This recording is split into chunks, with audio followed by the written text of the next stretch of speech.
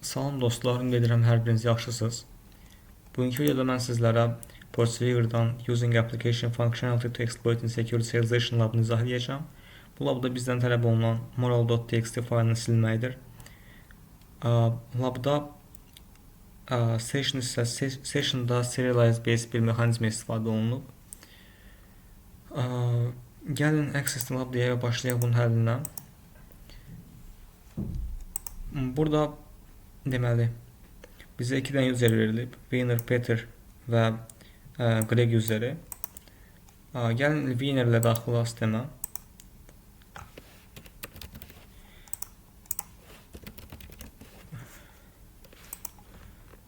Tamam. İndi isə bizə deyildiyi kimi session hissəsinə baxaq. Çünki zəiflik buradadır.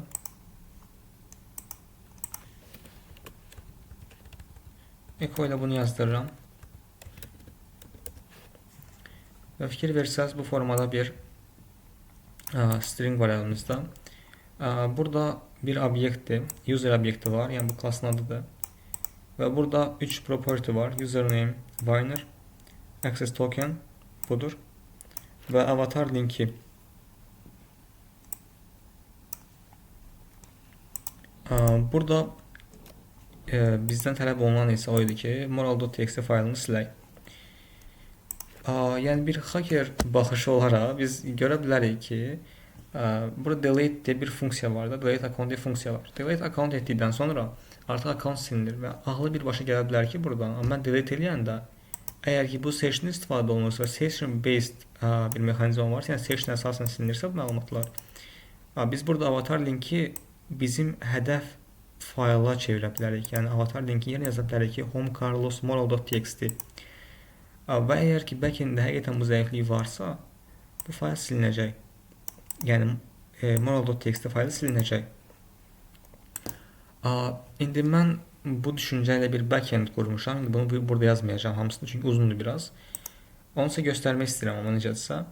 Burada user.php deyə bir fayl var. User adlı bir klass yaratmışam və burada 3 property var. Username, access token və avatar link. Construct metodu istifadə etmişəm və düşünmüşəm ki, burada delete avatar deyə bir function, yəni bir funksiya var burada. Və bu funksiyada əgər ki avatar linkdə bir dəyər varsa, onu unlink edir, yəni silir. Əgər bu yoxlama düzgün aparılmırsa backend sistemdə biz onu silə bilərik. Bunun üçün bundan əlavə mən göstərmək istəyirəm sizə my account delete php deməli faylını. Bu faylda siz görə bilərsiniz ki, deməli request qəbul olunur, post request, post deyilsə 405 verir.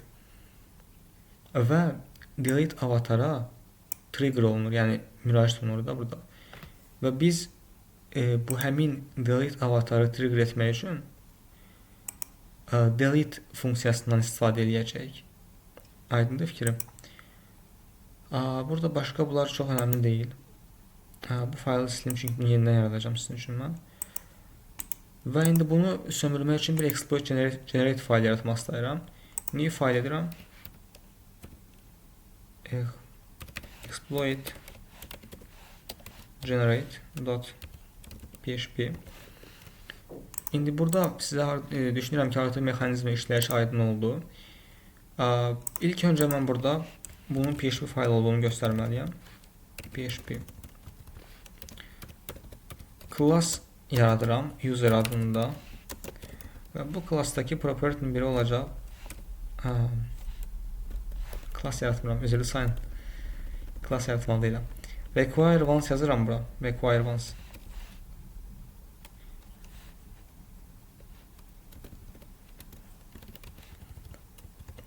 Və user.php-ni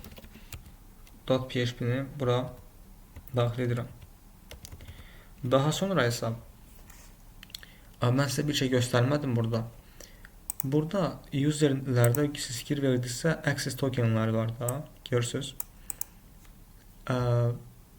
Və bu access tokenlər bu formada saxlanılır backenddə. Bunu hardan bildiyim desəz, mən access tokenlə biraz oynadım daha əvvəl və gördüm ki, bir error qaytarır. Misal üçün mən bu userin access tokenini yazsam, bu formada bir şey. Yəni, baxa bilər necə bir şey olursa. Gəlin istəyirsə bunu edib yoxlayaq. Amma ilk öncə gəlin exploit generate faylımızı yazaq. Deməli burada ilk öncə mən bir access token verməliyəm də, düzdürmü? Yəni bunu generate etmək üçün, serialize olmuş obyekt generate etmək üçün. Ona görə gəlirəm burada terminala, kopyalayıram bunu, qayıdıram bura və buraya yazıram access token bərabərdir bu.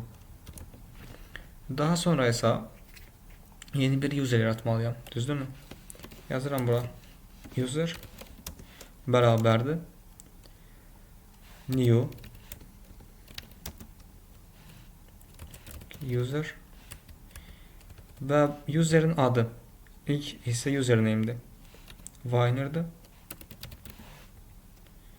İkinci hissəmiz access token'dir. Üçüncü hissəmiz isə bizim avatar linkimizdir. Avatar linkində isə biz yazacağıq bura home Carlos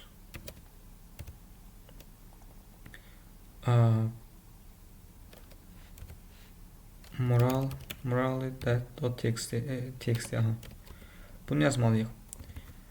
Daha sonra isə biz yaranacaq, indi biz bunu serialize etməliyik də, bu obyekti serialize etməliyik. Lakin bunu etməzdən əvvəl mən sizə bildirmək istəyirəm ki, biz bu bizə verilən necə deyim, print olunmuş stringi oraya yazanda o həm base 64 və daha sonra da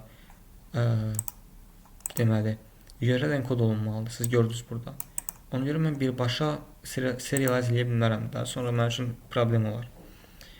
Ona görə buraya yazıram serialized bərabərdir. İndi bura birbaşa serialize yazmıram təbii ki. URL enkod base 64 enkod, daha sonra serialize user və indi isə echo ilə bunu yazdırıram ekrana. İndi kopyalayıram bunu, gəlirəm bura inspect storage. İndi deyə bilərsiniz ki, bunu birbaşa niyə buradan dəyişmədin?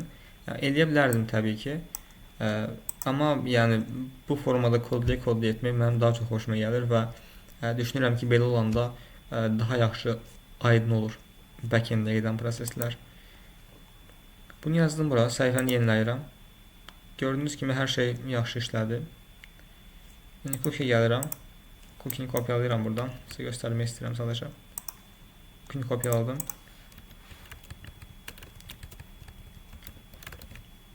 Buraya yapışdırıram. Fikir verin, burada avatar linkdə bu var. İndi bayağı mən sizə nə demişdim? Burada mən əgər ki delete account-a bassam, bu triggerlanacaq. Bura gələcək, buraya istəyə atılacaq post istəyi.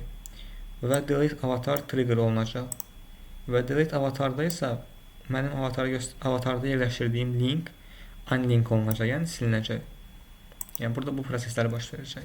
İndi mən delete account-a basıram. Gördüyünüz kimi lab həll oldu və bizim faylımız da silinmiş oldu. Bu videonun izahı bu qədər dostlar. Ümid edirəm xoşunuza gəldi, sizə faydalı oldu. Növbəti videoda görüşənədək özünüzə yaxşı baxın, sağ olun.